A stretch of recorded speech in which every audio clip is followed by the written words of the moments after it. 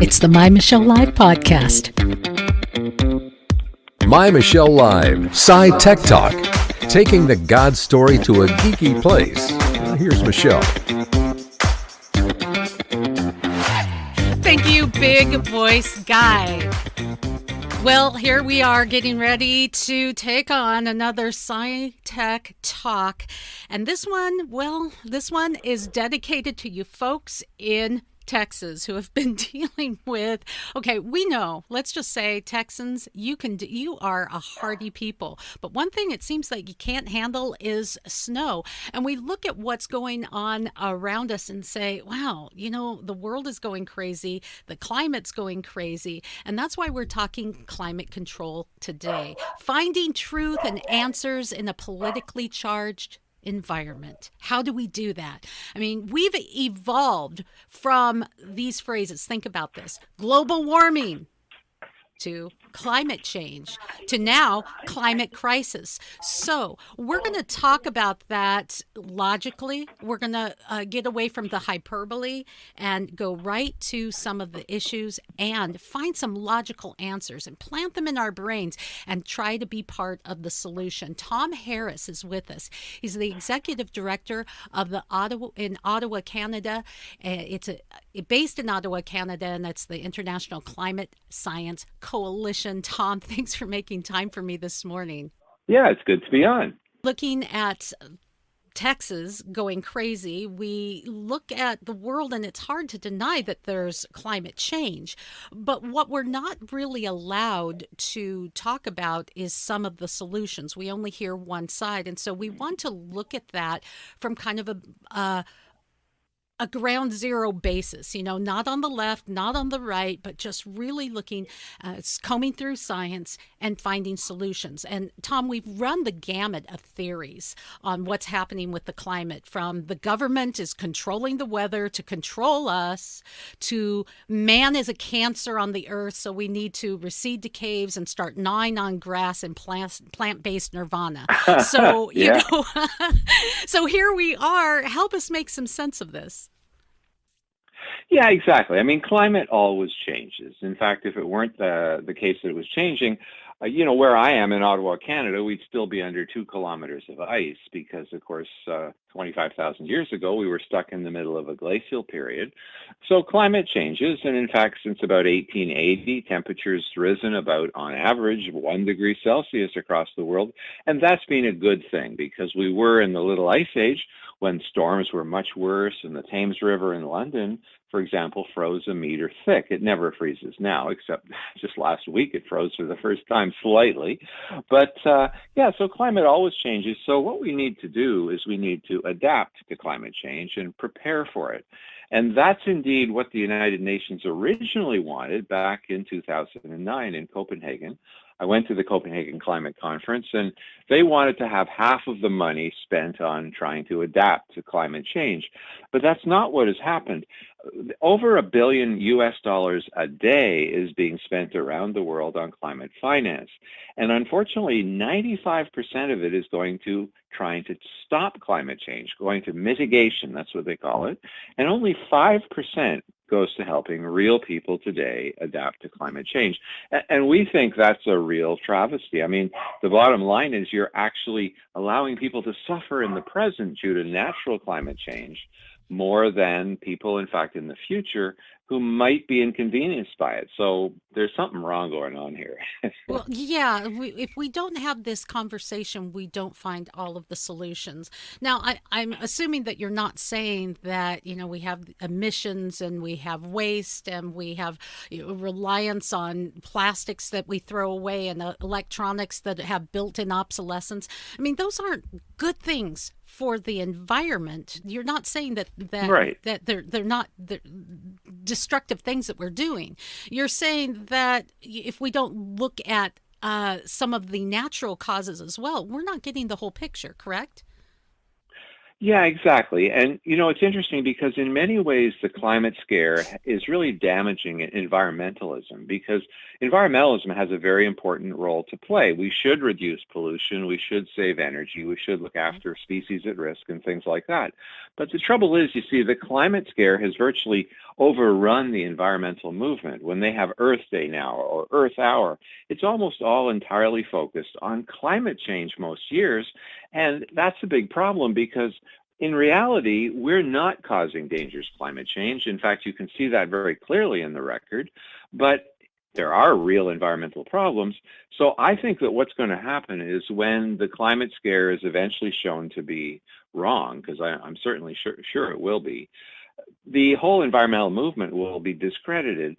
And that's really a shame because the environmental movement is very important when it focuses on important and real issues. And then we're just back to where we are right now, ignoring one whole side of an argument and only getting part of the picture. So we really have got to be to a point where we realize we need each other. We need the give and take. And excuse me for going all Sunday school for a moment, but I remember a Bible verse from when I was a kid: as iron sharpens iron, so one man sharpens another. And it's talking about sharpening, getting sharp, not about using those irons to impale each other. We kind of need that. And sometimes there's a clash. When you're sharpening iron, there's sparks might fly, but you're becoming honed and better. I think that we're getting away from that. Can we use an example? The Keystone Pipeline. The Keystone Pipeline, of course, a lot of people have concerns about the environment, as well they should. But if we completely say we don't want this in North America, we surrender our right and our ability to keep an eagle eyes watch on what's going on environmentally, because Saudi Arabia and a lot of the countries in the Middle East are not going to say, yeah, come on in, make sure we're doing the right thing. Yeah, exactly. And pipelines, of course, are the least environmentally damaging way to transport oil. There's no way that we're going to go off oil very, very quickly. 80% of America's electricity comes from fossil fuels. And in fact, 80% of the electricity around the world comes from fossil fuels. And, one thing people don't realize, I think Joe Biden may not have read the Paris Agreement, because right on page 1 of the agreement, they reference something called the Convention. And what they're talking about is the Framework Convention on Climate Change. This is a treaty that was signed in Rio de Janeiro in 1992, and it's the foundation of all UN climate agreements, including the Paris Agreement, as well as the Kyoto Protocol and others. And this Framework Convention, it was signed by George Bush the first. What it says is that developing nations, and they considered China a developing nation in 1992, but they still consider them a developing nation. So they said that developing nations, their first and overriding priority is poverty alleviation and development, not greenhouse gas emission reduction. So if you think about it, what's going to happen in 2030 when, according to the Paris Agreement, the Chinese have to stop increasing emissions? What will happen is they will continue to build coal stations, coal-fired power plants. And what they'll say when people object, they'll say, oh, you're supposed to cap emissions. They'll say, no, we have an out clause in the Framework Convention on which Paris is based. We actually have our first and overriding priority is poverty alleviation and development. And the only way we can alleviate poverty and develop is to continue our cheapest form of power, which is coal. So since China is right now putting out twice as much emissions as the United States, and they clearly have no particular reason to restrict it, it's interesting that, they actually confronted the Chinese negotiator at the the Peru conference in 2014, and they asked if he would change the out clause that China has in the Framework Convention. And they said, no, the purpose of the Paris Agreement is to enforce the Framework Convention, not to change it. So if you did think that we were causing dangerous climate change by our greenhouse gas emissions, then the Paris Agreement is not going to pull back on the most significant emitter and other developing nations. So it's completely a waste of time for the United States by itself to try to lead the world when the world's not going to follow. Right. So we are once again in a place where we need to have a dialogue. We need all of the sides to be able to converse, but we're not seeing that. We're greatly out of balance. It's not a surprise. And you bring up the administration. We have a new administration, some environmental challenges that we are dealing with, but the same old debate on climate change. So I wanted to talk about a fact sheet that the White House put out. It said it's called President Biden takes executive actions to tackle the climate crisis at home and abroad, create jobs, restore scientific integrity across the federal government. Have you read that document? Oh, yeah. In fact, we've written a three-part series for America Out Loud, showing, in fact, that there's a lot of mistakes, unfortunately, in the document. And, I should make it clear that I don't think that Biden and the other people are purposely trying to mislead the public. I think the public and the people like President Biden have been misled by mainstream media and the activists. And sadly, they actually think that, first of all, carbon dioxide is carbon pollution, because in that document, his executive order, they're actually calling carbon dioxide carbon pollution many times throughout the document. And if Wait, you think that's about what it, we doesn't breathe really out. That's like, okay, Yeah. if you really love the environment, you can breathe in all you want. Just don't breathe out. There we go. That's right. I'm Well, doing my part. that's right. That's right. Holding And my carbon breath. dioxide, well, carbon dioxide is an invisible, odorless, colorless gas. I mean, it's not carbon. Carbon is solid. It's soot, or it's graphite. Those things are carbon. Carbon dioxide is one of the most important gases on the Earth. And people say, "Oh my goodness, there's been a 40% rise since 1880." But 40% is nothing in the world when you look at what nature has done. I mean, we have had carbon dioxide levels as high as 1,300% of today's level millions of years ago. And so you go back in time, Michelle, and you say, well, what did the Earth do in the real world? Did it get hot? Did it get cold? What happened when CO2 was much, much higher than today? Well, what you find is that it's all over the map. 440 million years ago, it was the coldest period in the last 500 million years. And carbon dioxide was at least 10 times higher, 1,000% of today's level. And so you say, well, yeah, but if CO2 didn't drive climate in the past, if it didn't make it warmer, because sometimes it's warmer, sometimes it's colder, sometimes there's no change when you see CO2 rising or lowering, you have to say, well, then what is driving climate change? And it seems almost certain that it's the sun. The sun goes through various cycles, and of course we have no control over the sun. And one thing that's quite worrisome, Michelle, is the astronomers at the Pulkovo Observatory near St. Petersburg in Russia, they study the sun. They look at all of its cycles. And every once in a while, they have what's called a grand solar minimum. And this is when all the cycles hit rock bottom at exactly the same time. And what has happened throughout history is when that's happened, last time was a couple hundred years ago, we found that it was very cold on the Earth. The next time that's happening is around 2060. And so the Russians, believe it or not, are saying that we're headed for very serious sun-induced global cooling.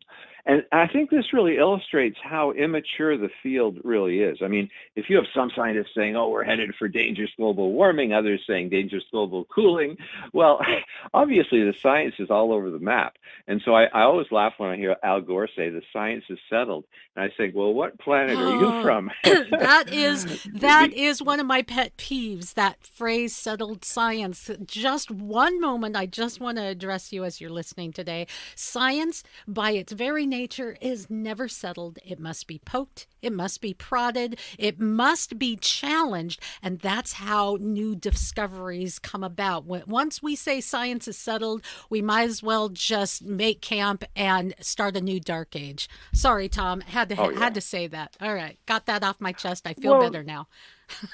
Yeah. And, the whole concept that, Al Gore's film was called An Inconvenient Truth and Truth to Power, in his second one. And, the whole concept of truth, it doesn't even apply in science. I took a course quite a while ago by Professor Goldman from Lehigh University near Chicago. He was doing a great course. And he maintains, and it's interesting because I think he's right, he says that science is not about truth. Science is seeking truth. But science is really just the opinions of the researchers based on their interpretation of the observations. And that's a very subjective thing. I mean, different people interpret the same data quite differently. And of course, in many cases, they have different data. So you're quite right. Science is never settled. There's never truth. We search for truth. We get better and better theories, and over time, we come to eventually call them theories. But we have to remember that even Newton, I mean, Newton was considered some sort of almost a demagogue in the scientific community. He had broken through a barrier. He had discovered truth about nature. And, you know, when Einstein showed that much of what Newton had said in some aspects were not true, Einstein was actually a real fan of Newton's, and he had a picture of Newton on the wall in his office in Princeton. I went to his office. It was pretty cool to see it. He said, "Forgive me, Sir Isaac," because, of course, Newton didn't know the truth either.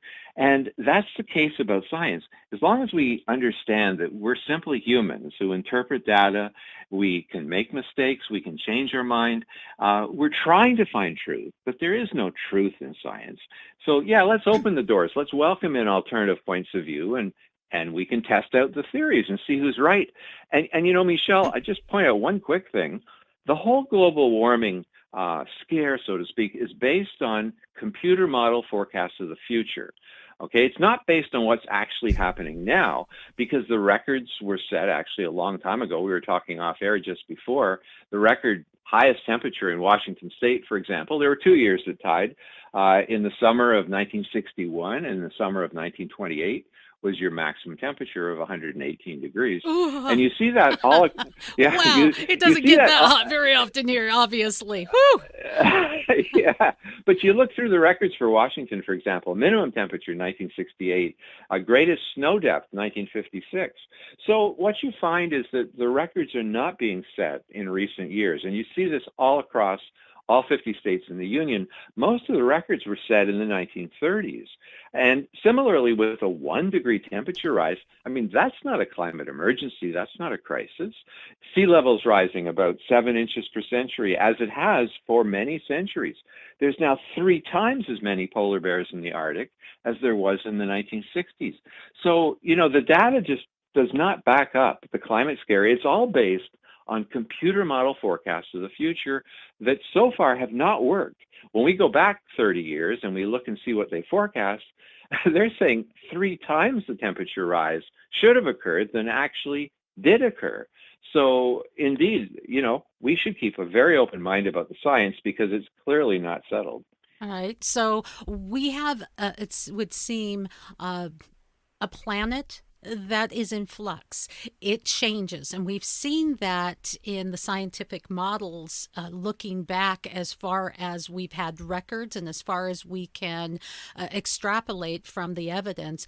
Our planet, Tom, has been in flux.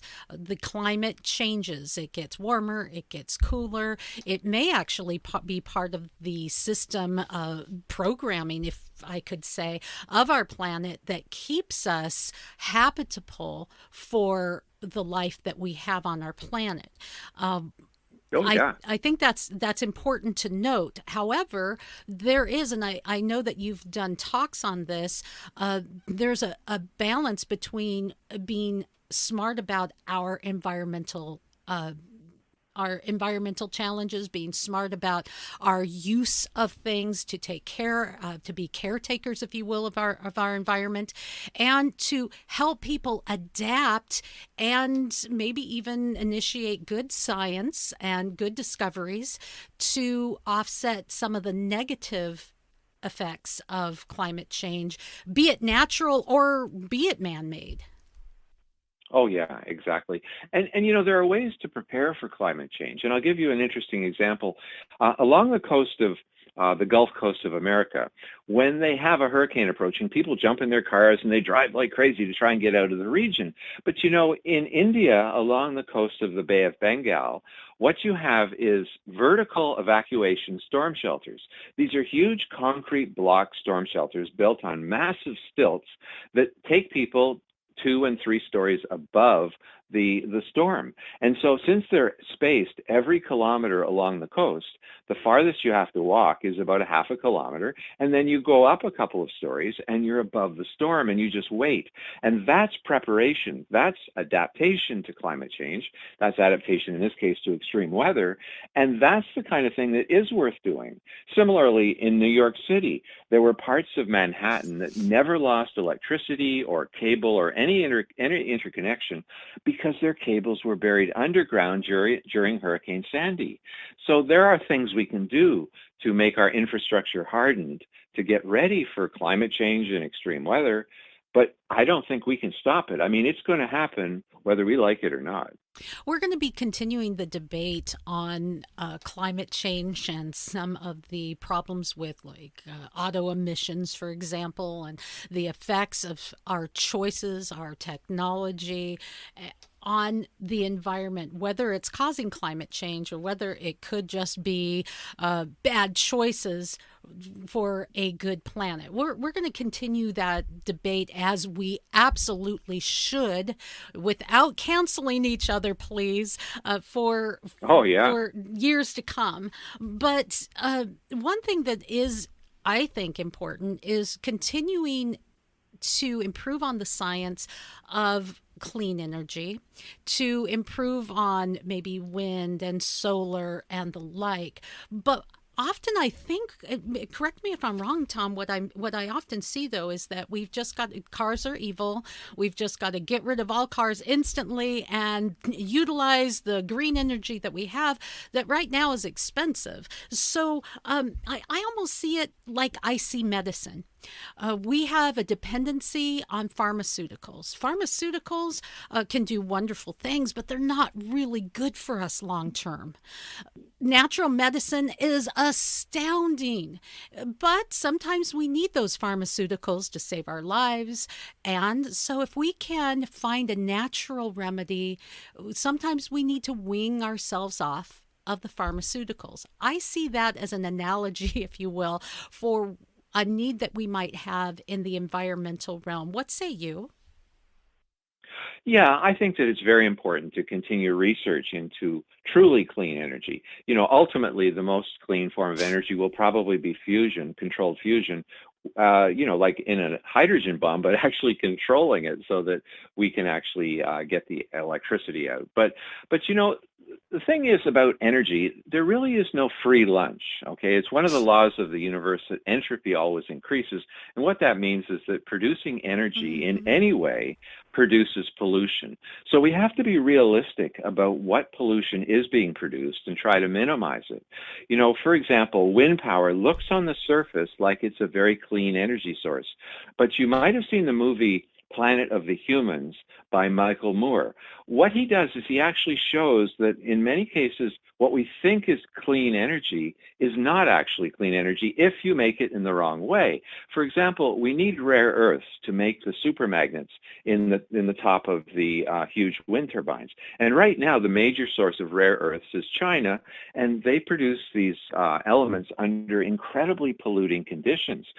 And now, if we pull that industry back to North America and we do it under proper environmental control, that would be hugely better. But right now, China is the world's leader in wind and solar energy, and they really don't protect the environment well at all. And Michael Moore shows in a 3-minute part of that movie, Planet of the Humans, the real environmental impact. And we're not talking about all the bird kills. There's a huge amount of bird kills from wind turbines. And sadly, Michelle, bat kills are even twice as bad as bird kills.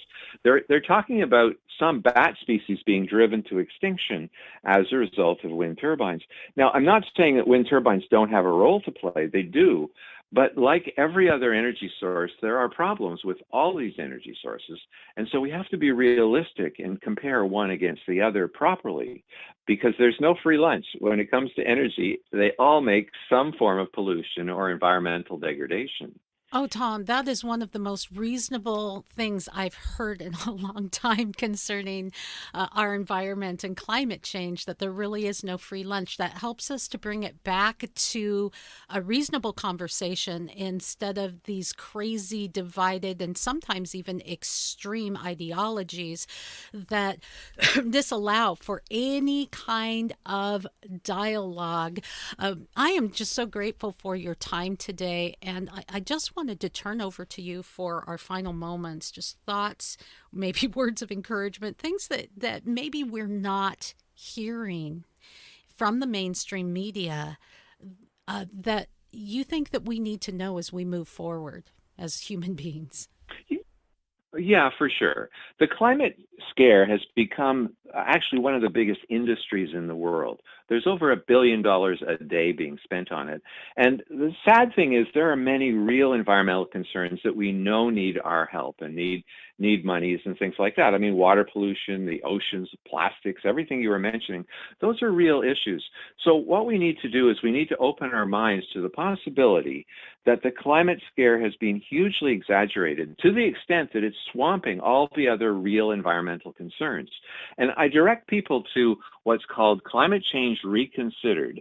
This is a report put out by the Non-Governmental International Panel on Climate Change. People can check it out. It's climatechangereconsidered.org. And in there, they have thousands of scientific peer-reviewed references that show that the climate issue has been hugely exaggerated and that we really should be focusing more on environmental concerns that we know are significant and we know we control. And so, yeah, we got to open the debate and stop canceling each other. I mean, that's crazy. We should be opening it and trying to decide what's the best approach to protecting our environment. And we started that conversation here, and I hope it continues. As you're listening, please like this, share this, copy the link, let people know. A reasonable discussion on climate change. How often do you hear that? Well, you will hear it a lot if you are in touch with the executive director of the International Climate Science Coalition, based there in Ottawa, Canada, our good neighbors to the north. Tom, this has been enlightening and so encouraging. I think I almost can use the word empowered. You feel so much more empowered instead of a kind of a doom and gloom. You've left us hopeful, and I really thank you for that. Hey, that was fun. Thanks, Michelle. Hey, men, you can go to our website and find out all you need to know about gorgeous beards, keeping your beard absolutely touchably soft. Go to MyMichelleLive and scroll down for realbeardedmen.com. So keep listening and hang on. There's more to come. We'll be joined in just a few moments by Dr. Hugh Ross with some of the most innovative ideas for our climate and our planet that you may have ever heard. She may just be the friendliest voice you hear all day. Well, next to mine, of course.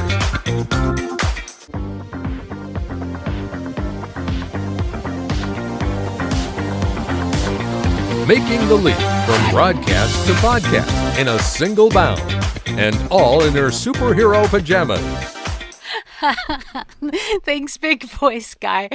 I am Michelle Mendoza. Hey, please go to MyMichelleLive.com. I have only a few things that I recommend that we put on our page because, well, I'm like that. If I don't love it, I'm not going to tell you about it, but I absolutely love Calitrin. It is a fountain of youth in the bottle. Seriously, as you grow older, your collagen levels drop, and Calitrin is the number one supplement for folks trying to lose weight in America, naturally, slowly. But for me, it wasn't weight. It was brain fog, nice clear skin, hair, nails, energy levels, focus. That's what it's about for me. For many people, it's indigestion problems, heartburn, and even some of the effects of aches and pains in arthritis. Collagen does a lot. Calitrin does it all. I love it. So please go to MyMichelleLive.com. Also there, you can check out our other podcasts that you can listen to throughout the week. Welcome to SciTech Talk. We have a new administration and some environmental challenges and the same old debate on climate. So we're looking at climate change, the issues surrounding climate, and trying to look at it from a balanced approach, getting all of the information and trying to stay away from getting the entrapment of my way or the highway, cancel culture. There's only one way of thinking.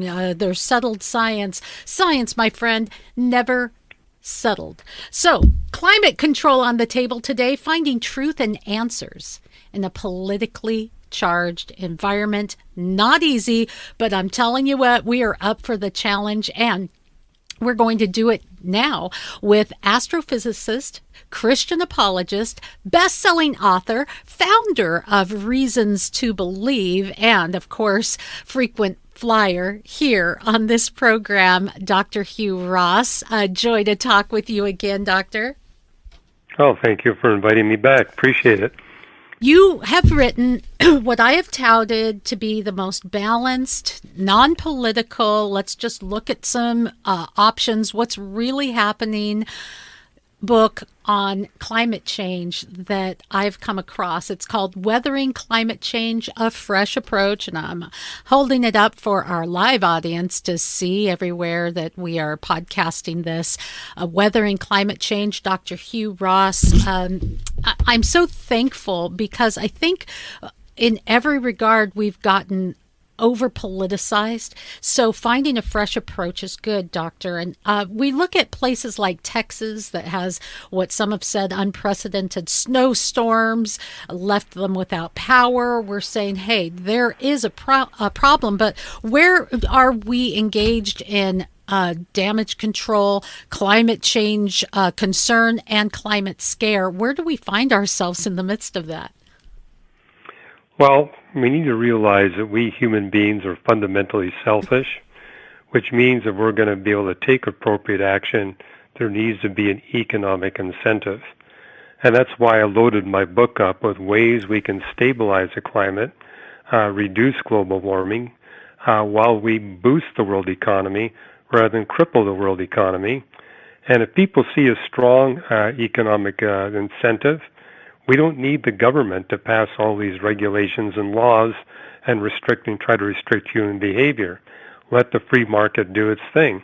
I think the problem is a lot of our political leaders simply aren't aware that strong economic incentives are out there. All right, that may be true, and we kind of we tend to, and we've seen this in some regard with the coronavirus, we have bureaucrats who have some scientific background and they become these gurus of all knowledge to the exclusion of all other ideas. Today, we've already touched a little bit on the issue of a changing climate that is actually part of our world history and not simply a man-made phenomenon. And you touch on that in Weathering Climate Change. Well, I do. I make the point that the norm is climate instability. What we've been experiencing for the past 9,500 years is the exception, extreme climate stability. And that extreme climate stability, when it was first beginning to show up 9,500 years ago, enabled the launch of human civilization. Historians call it the Neolithic Revolution, when towns were first built, transportation systems were developed, and suddenly food production began to skyrocket. And the impact of all that is that human activity began to warm the world's climate at the same time natural cycles were cooling it. And for 9,500 years, the warming impact from human activity has been perfectly balanced by the natural cooling. And so we've had this amazing period of climate stability. And from a Christian perspective, I'm really overwhelmed in the sense that the Creator is fine-tuning the natural process, but also fine-tuning the human activity. And, where people, I think, have gotten alarmed, it took 8,700 years for the global mean temperature to decline by 1 degree centigrade. The bottom hit in 1950, but since 1950, the global mean temperature has gone up by 1 degree. So it took literally 8,700 years to decline by 1 degree, but only 70 years to increase by 1 degree. So we're at the same temperature now we were 8,700 years ago, which is no problem, but it would be a problem if the temperature were to rise by another degree or two. Okay. But I argue there are ways we can keep it at the present temperature while we boost the world economy, especially for the poor, while we actually enhance the world's ecosystems much better than they are right now. It's basically a win all the way around. The food supply is increased. People got more money in their pockets. The ecosystems benefit. Nature benefits. And so who would vote against it? that transcends politics.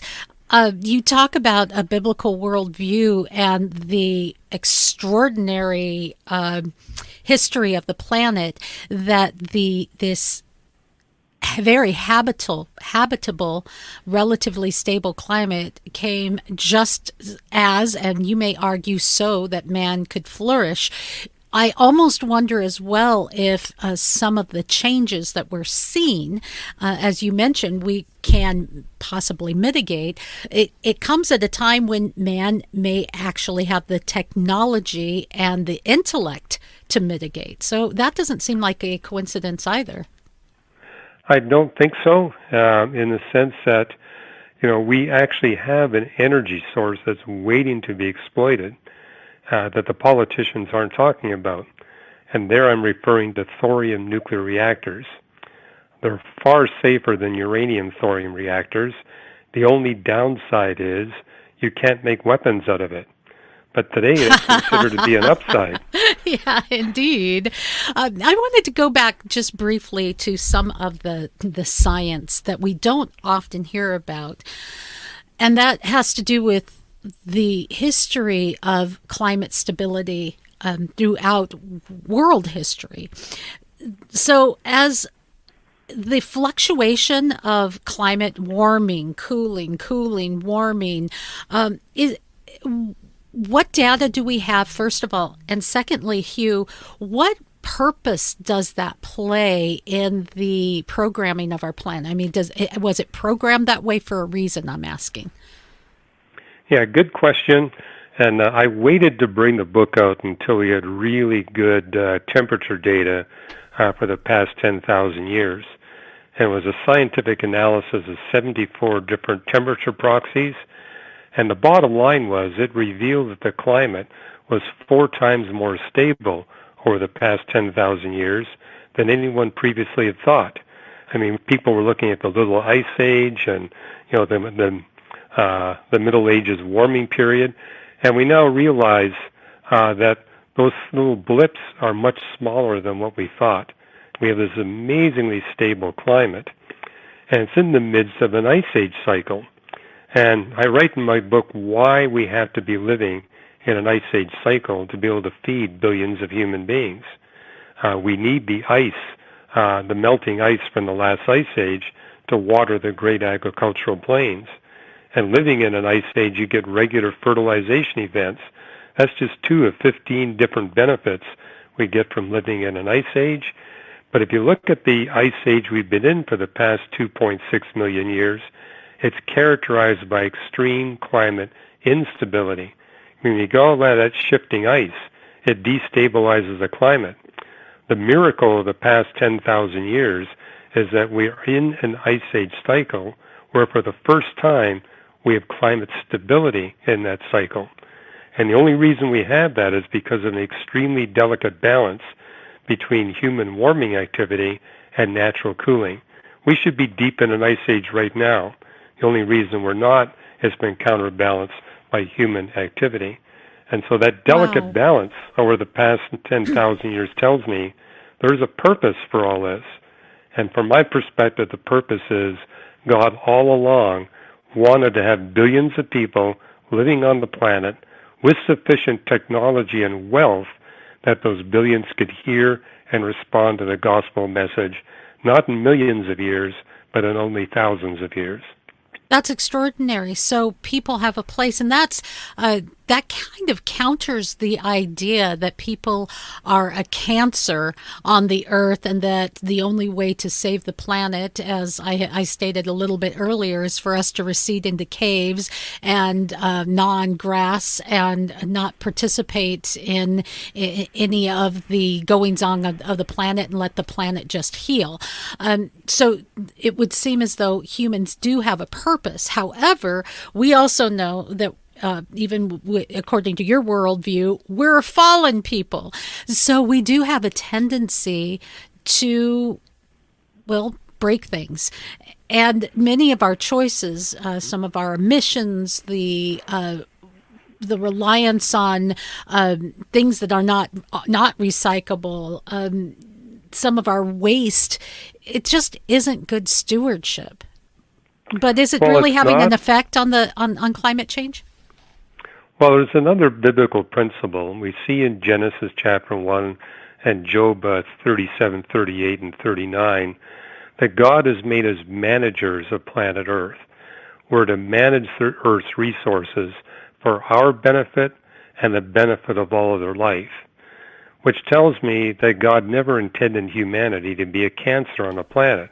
He says, in advance, I've designed this planet in such a way you can manage it for both your benefit and the benefit of all other life, which means all we need to do as humans is look for those God-given solutions. And so what I write about in my book, while we're stabilizing the climate, we can enhance the ecosystems, actually make them better than how we found them in the beginning. I mean, that's, to me, is good stewardship. You not only maintain things, you actually improve things.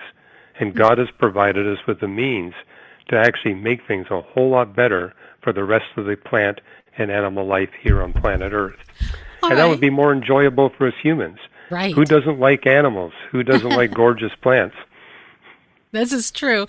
I love that you are bringing it back to the point that it's almost as though when you go to visit someone, you want to leave things better than how you got it. That's how I was taught. If you're visiting, you leave it as nice or better than when you got it. We're visitors here. We've been given a beautiful opportunity to live on this extraordinary, miraculous planet.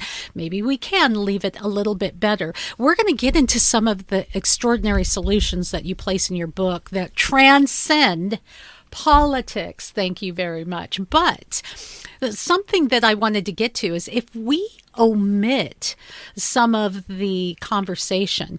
One thing that you even quoted this in your book, Al Gore's known for saying that differences in wealth distribution, political ideology, may be the biggest hurdles to overcoming and discerning and applying effective responses to climate change. But what we're seeing happening, as we alluded to a little bit earlier, is it's almost like we're saying, well, applying solutions that I like or that work best for me, follow the money, or fit my political ideology. What is it doing to the environment and to our climate by this continued logger-headed cancel culture, only letting part of the story be told? What is resulting from that, and how dangerous is that? Well, readers of my book tell me it's the anti-Al Gore book, because Al Gore in his book was saying the rich people of the nations of the world need to make enormous economic sacrifices to set things right for the poor and for the climate. And my book is saying that's not necessary. And moreover, you're never going to sell that. Trying to convince people to cut their standard of living by a factor of 2 is a non-starter. What we need to do is find solutions where not only do the poor get a lot richer, but the richer get richer as well. So everybody will buy in. And that takes into account that people are fundamentally selfish. They have to have an economic incentive. And so, and that's where I think we can get the politics out, because the politicians had this idea. The only way we can rectify things is to pass these draconian laws to force our citizens to do what they don't want to do. Well, history should tell us whenever nations do that, whenever politicians do that, a black market develops. People will cheat. And so, again, we need to give the peoples of the world, the nations of the world, an economic incentive to do what's right. And I'm amazed at how many really good economic incentives are out there. Moreover, what I tell my political friends, I agree with you. This global warming that we're facing is a crisis. If we don't do something significant within the next decade, we're in deep trouble. But the only way you're going to get the peoples of the world to make rapid, significant action is to give them an economic incentive. I mean, if you tell people, look, if you do this, you're going to get a 15% return on your investment per year. You're not going to have to tell them to do it. They're going to call their investment director on the phone within the next hour and say, hey, I want this. Yeah, it's important too because we look at some nations who have horrible standards of environmental impact, and they really have no incentive. So really, people who have a conscience will be the only ones participating, which puts them at an economic and power disadvantage, which in the end loosens our power to make change for the environment. If you follow me, it's like a decline. I'll give you an example. Both India and China are gearing up to burn a whole lot more coal. And, of all the nations of the world that are experiencing the brunt of global warming, Canada is at the top of the list. They're warming about 5 times faster than the rest of the world. And the reason why is all that coal being burnt in China and India, the weather patterns basically deposit that black carbon soot on the snow in Canada. And, if you put black carbon soot on snow, it melts a lot easier. So that's really the explanation for why Canada is warming as fast as it is. But what if we were to go to nations like India and China and say, look, we have an energy source for you that's 10 times cheaper than coal. In fact, it's cheaper than any energy source out there. In fact, it's even cheaper than water power. And we're going to help you get this installed quickly. I mean, literally within 5 years, nobody would have to burn coal anymore. All right, let's talk about that energy source. What is it and how do we implement it? Well, I only got a little hint of this in the book, but I've been giving talks on thorium nuclear power generation, how it delivers 300 times more energy than you get from uranium, and thorium is 3 times more abundant on the Earth. It's safe to mine, unlike uranium. It's impossible for your power station to have a meltdown.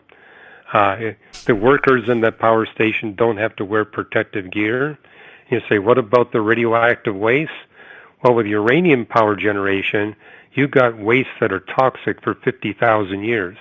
For thorium, it's only 200, and in many cases, those toxic wastes are safe to handle in just 50 years. And how about the energy you get? It would literally be cheaper than water power.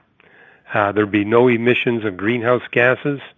And there's enough thorium, for example, in the United States that it could power 100% of our energy needs for at least 1,000 years.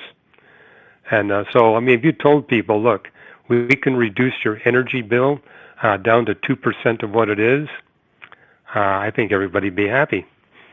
Well, and except for the people who are making money otherwise, other ways, who will fight against it and say, hey, we don't want to use nuclear. It's not safe. But you've cited that we're looking at a whole new animal. I've been a critic of that kind of energy because I am concerned about the environment. But when you're looking at the fact that every single option, there really is no free lunch if you're going to produce energy. There's always something. Now, what can you do that has the least environmental impact, that has the most benefit, that costs the least? And foreseeably, many are arguing that this form of energy could be in places that energy normally wouldn't reach, and maybe change the economic impact on some of the most impoverished places in the world. Well, it would, and you wouldn't have to carpet your deserts with solar panels, which would be a huge problem for the ecosystems out there. You wouldn't have to kill birds with windmills. You wouldn't have the problem of trying to sustain these things and have these long transmission lines. You could literally put thorium nuclear reactors anywhere in the world, and you would have short delivery systems. And I think the problem is that people have looked at uranium and said, wow, this is dangerous, it's bad for the environment. Yeah. I totally agree. But thorium is a completely different animal. Interesting. And that's absolutely something we should be talking about, Googling, looking into. Science does improve and it challenges some of our widely held beliefs, like nuclear energy. And sometimes that's not comfortable, but if we're willing to have these conversations, we may come up with solutions. Another innovation that maybe transcends what our thoughts were is what you put in your book, Weathering Climate Change, about forests. You know, I've always grown up with the idea that old growth forests are one of the most important things on our planet. And certainly they're beautiful, and certainly, you know, there's no reason to clear cut the planet. But you say that there's more to the story that we really should be looking into. Yes, I'm not a fan of clear-cutting lumbering. You actually make way more money on a forest by going into a forest and selecting out the big trees while they're still healthy. It's the big trees where you're going to make the most money.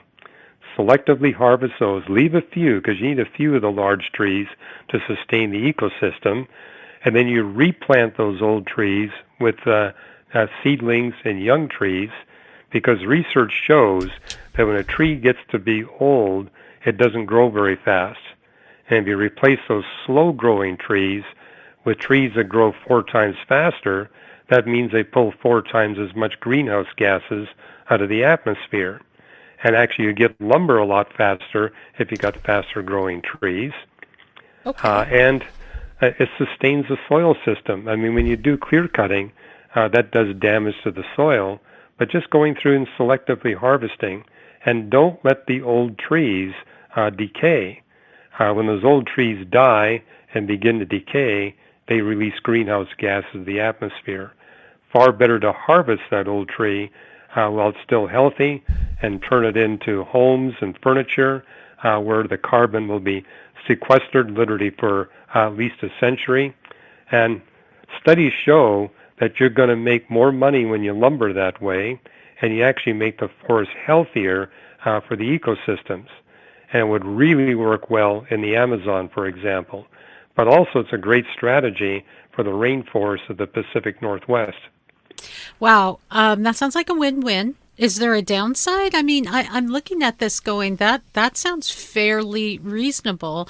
And the other question along those lines is, how does that mimic nature? Because oftentimes we do see that when we coddle our environment, instead of allowing some, trauma, or selective cutting or whatever it may be, we tend to coddle ourselves into another environmental problem. Would you agree with that? I do agree with that. I think we've made a big mistake on our national parks by not allowing lumbering companies to come in. And if you visited some of our national parks, you notice in some cases a third of the trees are dead. And it's because the bark beetles have gotten in. And if we had just thinned out the forest, the bark beetles wouldn't be able to get a hold. And people love to look at healthy forests. Tourists don't like to look at forests where a third of the trees are dead. And it's bad for the animals, so you don't get as many animals. Can I just intervene there? That what we're being told, though, is that a third of our forest is dead because of global warming, because of emissions, but there really is more to the story. And I'm not saying that we shouldn't be environmentally conscious and that, you know, it's not good to eat organic, to have less emissions, to, you know, lessen your carbon footprint. All of those things are good things, but it's not the full story. It's not the full story. And I think our government is waking up to the fact that there's a reason why our national forests are not looking as healthy as they should. And it's because we banned lumbering. And when you do that, you get a lot of tree growth. There's not enough water to sustain it. And when the trees are short of water, the bark beetles come in and kill the trees. So we'd be wise to keep the forest culled sufficiently that the bark beetles don't get a hold. And that would make the trees a better ecosystem for the animals that live there. It would certainly look a lot prettier for the tourists. And I would argue, yes, you do want to lumber at a time when the tourists aren't coming through. So you'll pick a month, say in the wintertime, when the tourist traffic is low and when the animals are hibernating, and do your selective cutting then. That sounds like we're part of the solution and part of the environment instead of this mindset that we are just this nasty, cancerous growth on the planet. We really are more in line with a biblical worldview that we are in charge of the earth, that we are caretakers of the earth, and we can lovingly care, nurture, and be part of the solution. In our final few minutes together, I did want to talk more about some other promising ideas that have been talked about, just aren't being bantered around in mainstream media. Localized farming, the use of our deserts, and other things that you mentioned in weathering climate change. Well, for example, we can greatly shrink the deserts of the world. I think we need to look around and say, okay, where have we humans made things worse? And one of the more dramatic examples is we've made the Sahara Desert 10 times bigger than when God gave it to us. The Gobi Desert's 4 times bigger. And the reason why it's bigger is we humans have stripped the edge of the desert of vegetation for cooking fuel. So one radical idea I put in Weathering Climate Change, let's go to the sub-Saharan peoples and give them all the kerosene they want, burn as much as they want, so they're not using it for heating their homes or cooking fuel, on the condition they work with us to replant the Sahara Desert, shrink it back to the size it was during the days of the Roman Empire, replant the Sahara Desert with food crops. Now you've got an income for all those Saharan peoples, and you're going to pull huge amounts of greenhouse gases out of the atmosphere, and the ecosystem is going to recover. The animals are going to come back. That's really astounding when you think of what we could be doing to work together to do something great. But we also try to work together with things like the Paris Accord. What are your thoughts on the Paris Accord, Dr. Hugh? Well, the Paris Accord people are right that the planet is warming and warming at a fairly rapid rate, and that something needs to be done. And they're basically asking the nations of the world to cut their greenhouse gas emissions. And you know what's impressive?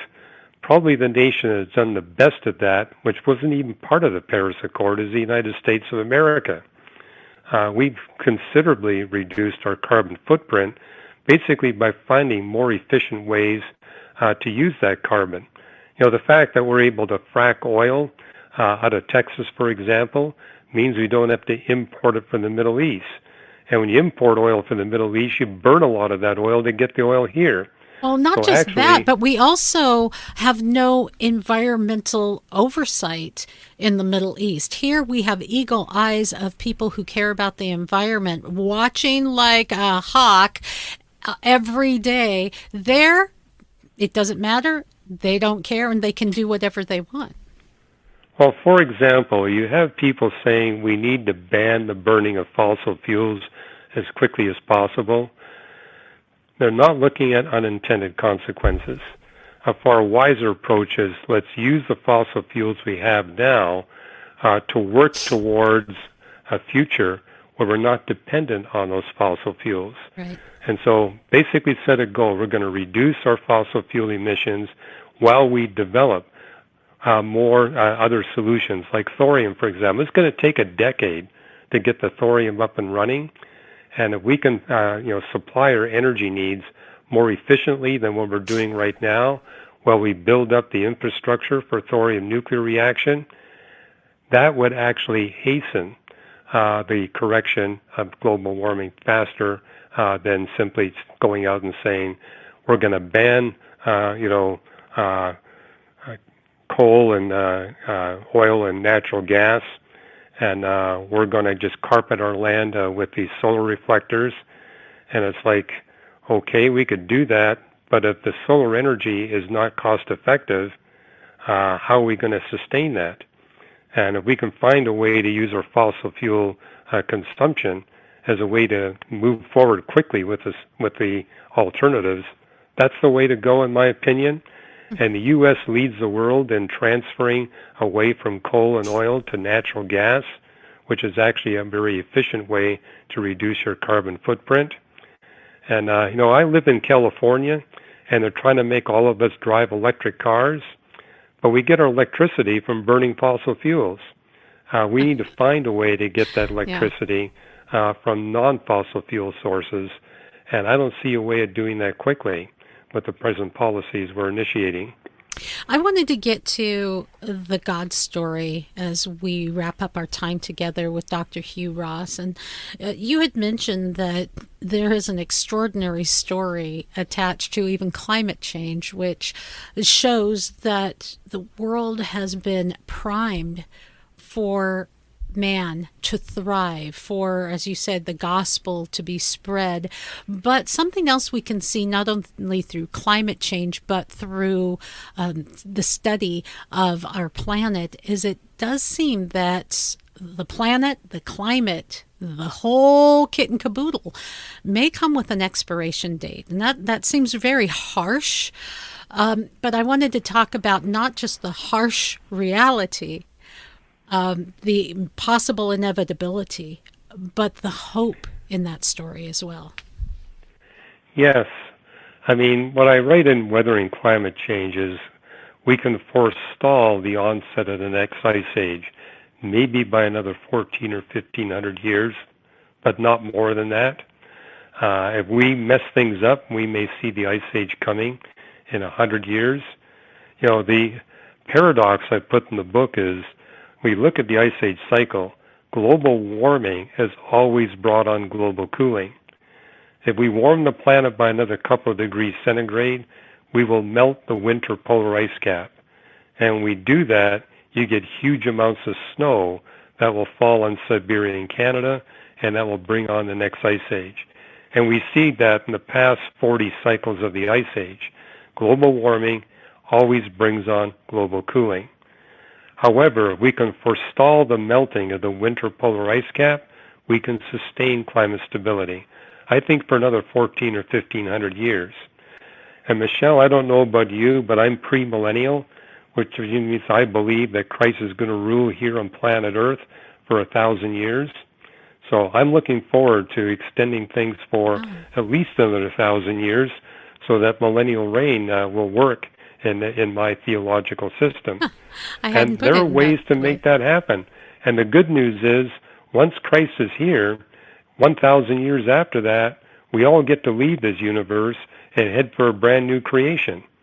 And so, in that sense, we realize God has given us everything we need to fulfill the Great Commission, to send the good news of salvation to Jesus through Jesus Christ to all the people groups in the world. If we had sufficient motivation, that could be done in 10 years. 10 years plus 1,000 years, we're out of this universe and heading for a brand new creation where we never have to worry about thermodynamics, gravity, or electromagnetism. And there's even more reason through science and even through the Bible to believe just that. But that will have to be a topic for another day as we talk about maybe yet another book that Dr. Hugh Ross has written. In fact, some of my favorite books ever penned come from this man. He has a way, and so do all of the scholars at reasons.org.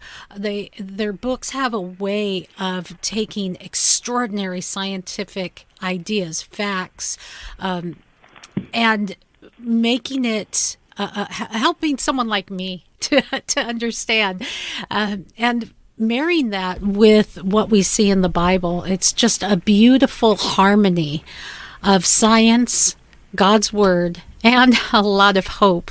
Thank you so much for all that you all do. You can go to reasons.org for more information, and you can find links at MyMichelleLive. Dr. Hugh Ross, thanks for your time today. Oh, you're very welcome. Remember, you're kind of part of the show. Your questions, sometimes those questions that they say, oh, great questions, Michelle, some of those come from you. So keep it up. Email us, like this, share this. Look, every single topic that's out there, every issue that you can come across has a deeper story. It has a God story. And that's a story of hope, because wherever you are right now, whatever you're going through, like many of us, you may have discouragement and wonder, what am I doing this for? Why am I here? Well, that's part of the God story. And when you can see it in real time, in real ways, not in just some mythical la la land kind of way, it really is a message of hope. So help us to grow. Like us, share us, pray for us, and make sure you listen. We'll catch you next time. Thanks. For more fun, go to MyMichelleLive.com.